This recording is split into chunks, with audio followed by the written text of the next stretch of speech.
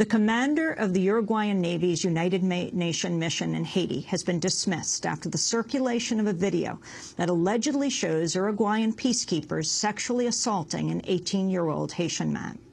Haitian President Michel Martelly yesterday condemned the alleged abuse and said the victim had been subjected to, quote, collective rape. The attack occurred in July, but graphic cell phone video of the alleged attack only surfaced in recent days. The video appears to show 4 UN troops in camouflage attacking the young man named Johnny Jean.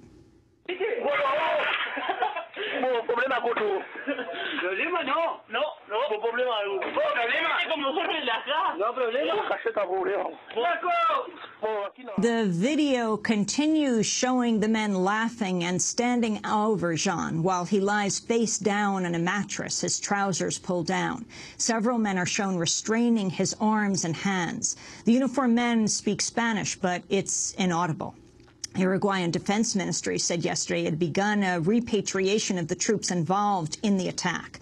This latest episode follows others by UN forces. In December 2007, 100 Sri Lankan soldiers were deported from Haiti following charges of sexual abuse of underage girls. In 2005, UN troops went on the rampage in Cité Soleil, one of the poorest areas of Port-au-Prince, killing as many as 23 people, including children.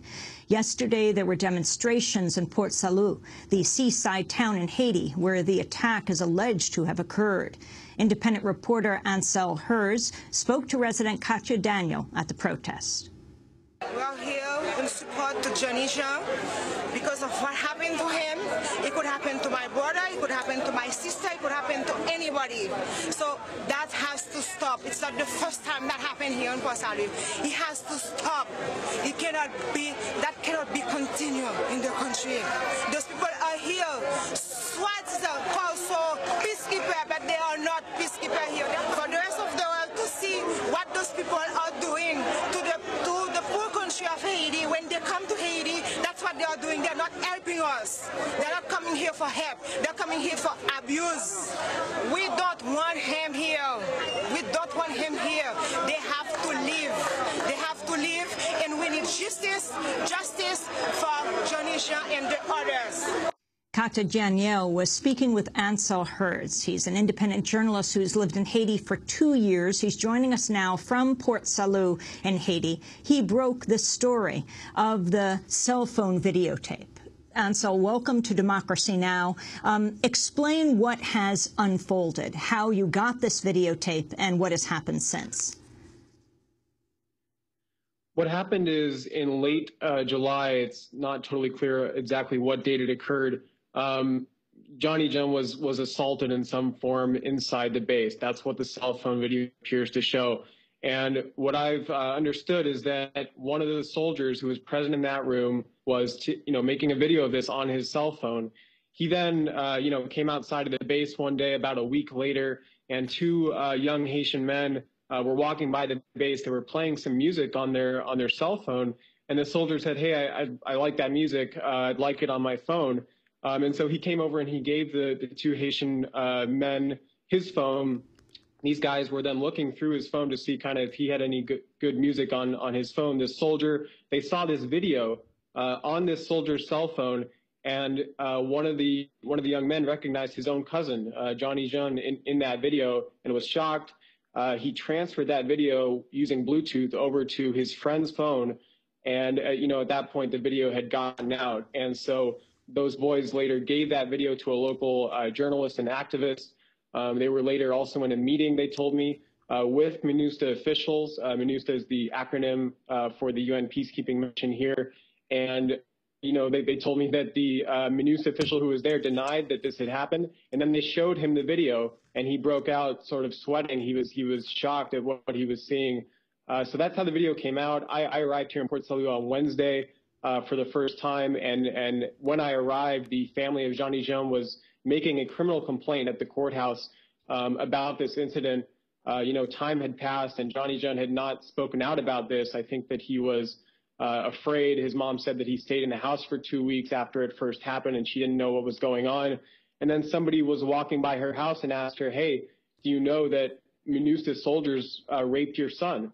And she was, of course, shocked, and she questioned him. And then they decided to go forward with this criminal complaint, and they gave me a copy of the video last Wednesday. It has led to the dismissal of the head of the Uruguayan Navy UN mission in Haiti. And explain just what MINUSTAH stands for people who aren't familiar with the UN forces in Haiti. Yeah, MINUSTAH stands for the United Nations Stabilization Mission in Haiti. It came into the country after a 2004 U.S.-backed coup d'etat drove President Jean-Bertrand Aristide out of Haiti. MINUSTAH was kind of used in tandem with a police force under the interim government that followed to, I think, repress demonstrations by Lavalas supporters, Famille Lavalas, the party of Aristide. And since then, they've kind of had ups and downs, I think, in their relationship with Haitians at large. And over the past year, it's been heading in a downward direction, the sort of this state of tension between the population and the peacekeepers, especially in light of how these peacekeepers brought cholera to Haiti. That's been documented now by several scientific studies. Nepali peacekeepers in central Haiti somehow brought the disease with them, which is endemic in Nepal, and introduced it through sort of negligent waste disposal into the water system in central Haiti in last October. Cholera has since killed over 6,000 Haitians. It's still an epidemic in the country. There were riots last October, against the UN for that. And now we have this latest incident showing what appears to be a sexual assault or an assault of a young man, and he's being pinned down. And that video is now circulating widely in Haiti. So right now, the protests that have taken place through the weekend, Ansel, you were there covering them. You spoke to, among others, Katya. What are people demanding right now? There's a range of demands. Some people want MINUSTAH, the entire force in the country, it's now about 12,000 soldiers, to simply leave. And that's a demand I've heard elsewhere in Haiti as well. It's not just here in Port Salut, whether it's Cité Soleil, which is a very heavily policed slum in Port-au-Prince, whether it's Cap-Haïtien, the northern city, where a young man was hung inside a UN base last year, a 17-year-old, and there was never a clear investigation into what happened. The UN claimed that he committed suicide. People here in Port Salut at the opposite end of the country have spoken about that to me. That's in their memory. They know that there are these cases where things have not been investigated. And so, some people believe that they need to get out of the country right now. Others are asking that they transform their mission from one of military, so-called peacekeeping, into development, building roads, building schools, helping create the infrastructure that Haiti needs to get back up on its feet after the earthquake, which happened January 12, 2010. Other people here in Port Salut are more angry with specific problems that they're having with the UN, whether that's a pool of dirty water that has amassed right next to the sea, right alongside some homes. It's down the road, basically, from another Uruguayan UN base here in Port Salut. I watched this water actually flow out at night, as the residents told me that it did. And I think you have video of that. There's dirty water. It smells terrible, and it comes out of the base. You can see the canal or the pipes that connect the base that come down to this beach area, and then it just pools up in this foul-looking pool. And so the residents there say that this pool attracts mosquitoes. It's subjecting him to the risk of malaria contraction. One man showed me his young girl who seemed to have lots of mosquito bites on her arm. So they're really upset about that. They've said they've asked MINUSTAH to take care of this, and MINUSTAH hasn't. There are other allegations made by the deputy here in Port Salut that women are engaging in food for sex, although that's unproven. I haven't been able to find evidence of that. And there's actually a fourth thing now, which I can tell you. There's a 17-year-old woman here in Port Salut who has had a child by the UN soldiers. Her name is Rosemina Joseph. She's 17, and she showed me photos of the Uruguayan soldier. His name is Julio. She has a photo, with him attending her birthday party.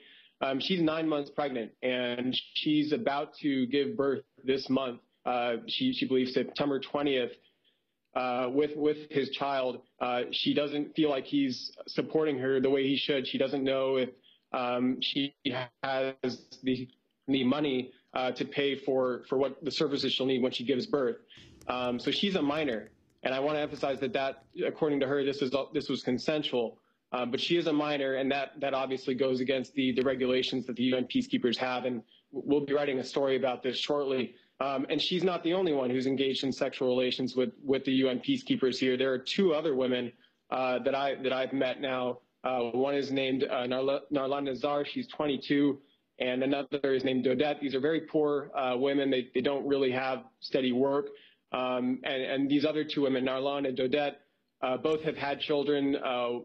One of them is a toddler, 6 months old, and the other is a little bit older, 2 years old. And they're light skinned. You can see that they have hair, which comes from a light skinned person. So there are a range of complaints here in Port Salut against the UN peacekeepers. We're talking to Ansel Herz, an independent journalist based in Haiti since 2009. He has broken the story of the cell phone video capturing what is alleged to be UN peacekeepers from Uruguay sexually assaulting an 18-year-old teenager, a young man, in Port Salut, where Ansel is speaking from now. Can you talk about the appointment of the new Haitian Prime Minister and who exactly he is, Ansel? Sure. Gary Conille, to my understanding, is a Haitian man who's lived in the United States mainly for the past 5 years, if not more. On his Facebook page, it says that his residence is in New York, but he is Haitian. He was born here, and he's been a very close aide to Bill Clinton at the office of the UN Special Envoy to Haiti over the past couple of years. Every time I've seen Clinton here in Haiti, this man has been at his side and translating usually for him. I don't know really much about his background beyond that, other than I think he's understood as a technocrat and somebody who's well studied. But this question of his residency, I think, is going to come up because there's a requirement in the Haitian constitution that these prime ministers must have lived in Haiti for the past 5 years. That's my understanding. So we'll see whether he's approved by Parliament. The previous two nominees that Michel Martelly, the new president, put forward were both, I think, controversial and far on the right wing of the political spectrum here in Haiti.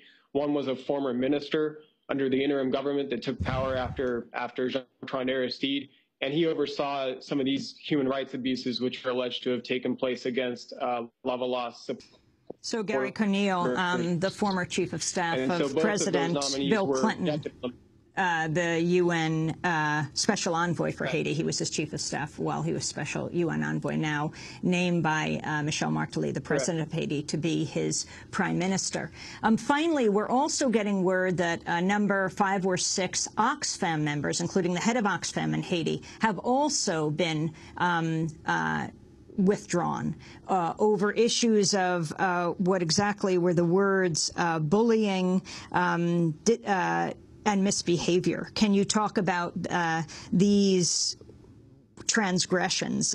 Resigned after an internal investigation found 6 members of the staff, this is Oxfam's country director in Haiti, were found guilty of misconduct. The charity would not give specific details of the transgressions for legal reasons, but said the staff were guilty of breach of behavioral code of conduct, bringing disrepute, abuse of power, and bullying. Can you talk about what happened there? I don't know the details in that case. Oxfam, it seems, has sort of taken the lead on its own to take care of these staff members that have allegedly, engaged in some kind of abuses. They haven't made the details of that public to anybody. But I will just say that I think that reflects the need for scrutiny on these NGOs, these international non-governmental organizations, of which there are thousands, hundreds, and thousands that are working in Port-au-Prince as well as in areas around the country. Haiti's often called the Republic of NGOs. And these NGOs have received millions, if not billions of dollars since the earthquake to provide relief to the quake victims. And unfortunately, if you're in Port-au-Prince, you'll see, rubble everywhere. You'll see people, over 600,000 of them, still living in camps in absolutely appalling conditions.